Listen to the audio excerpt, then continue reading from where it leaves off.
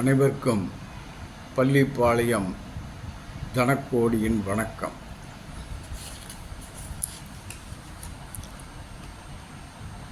ஜோதிடத்தில்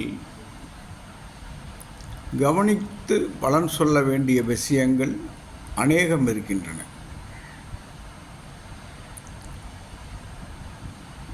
ஒரு ஜாதகத்தை கையில் எடுத்தவுடன்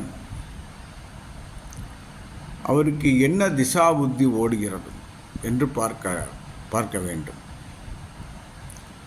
அப்படி பார்க்கும்போது நாம் அவரவர் ஜாதகத்தில் ஏதாவது ஒரு திசா புத்தி இருக்கும் என்று கண்டுபிடித்து விடுவோம். ஆனால்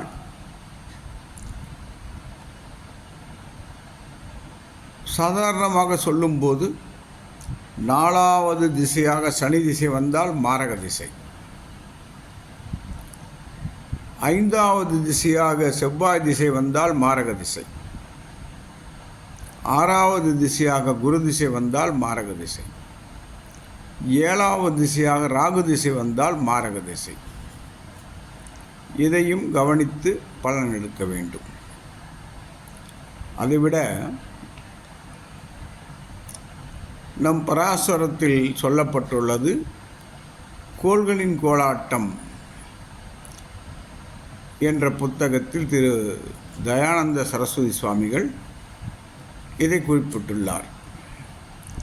எது என்றால் அதுதான் காலப்பகை திசை. இந்த காலப்பகை திசை என்பது உங்களுக்கு என்ன செய்யும்? ஒரு ஜாதகருக்கு இந்த காலப்பகை திசை என்ன செய்யும் என்றால், ஒரு யோகமான திசா புத்தி நடந்து கொண்டிருக்கும். ஜாதகத்தை பார்த்தவுடன் சொல்லிவிடுவோம் இது யோக திசை என்று. ஆனால் அந்த நேரத்தில் காலப்பகை திசை அங்கு வருமேயானால் அந்த யோக திசை வேலை செய்யாது. எந்த பிரயோஜனமும் இல்லாமல் அது நகர்ந்துவிடும். அப்படி என்றால் இந்த காலப்பகை திசை எப்போது வரும்? இதை கவனிக்க வேண்டும் அல்லவா? அதாவது ஒரு குழந்தை பிறந்தவுடன் 3½ வயது வரை சனி திசை காலப்பகை திசையாக வரும். இதை முக்கியமாக கவனிக்க வேண்டும். ஒரு குழந்தை சனியின் சாரமான பூசம், அனுசம், உத்திரட்டாதி இந்த நட்சத்திரங்களில் பிறக்குமே. ஆனால் அந்த நேரத்தில் அந்த குழந்தைக்கு 3½ வயது வரை காலப்பகை திசையாக சனி திசை செயல்படும். இந்த 3½ வயதுக்குள் அந்த குழந்தையின் அப்பாவிற்கு ஒரு கண்டம் வரும். இந்த நேரத்தில் மிக கவனமாக இருக்க வேண்டும்.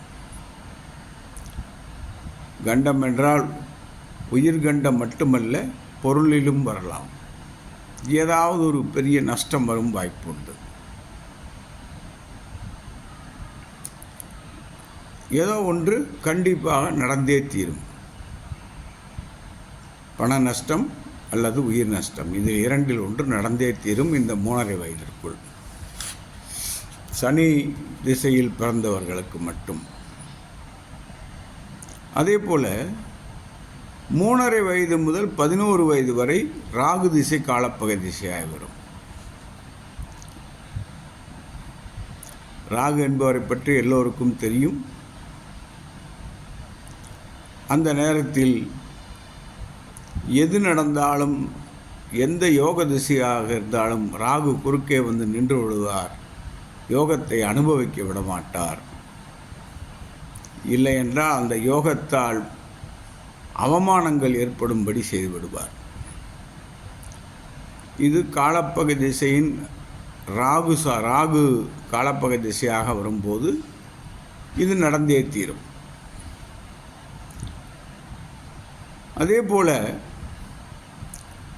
11 வயது முதல் 18 வயது வரை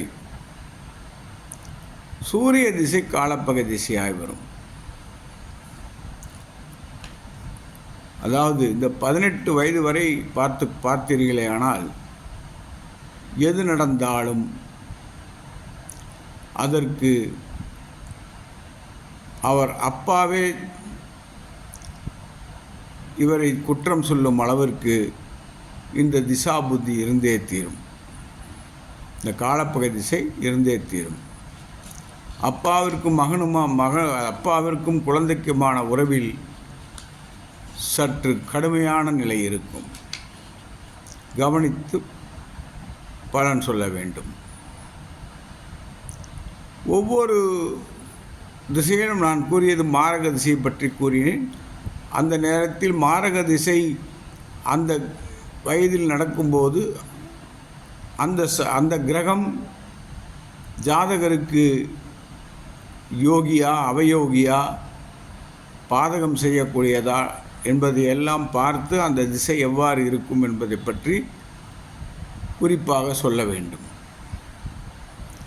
அப்படி சொல்லும் பட்சத்தில் தான் இதுக்கு சரியாக வரும். நாம்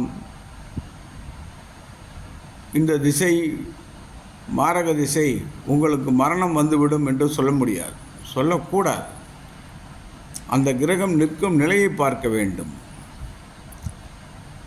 அதேபோல் காலப்பகை திசை நடைபெறுகிறது என்றால் அவருக்கு அந்த யோகம் வேலை செய்யாது. சாதாரணமாக அவருக்கு கொடுக்க வேண்டிய திசா புத்தியில் இந்த காலப்பகை திசையும் சேர்ந்து வந்தால் அது நடக்காது. அந்த நேரத்தில் நம் நல்லது கிடைக்க வேண்டும் என்ற நேரத்தில் கிடைக்காது.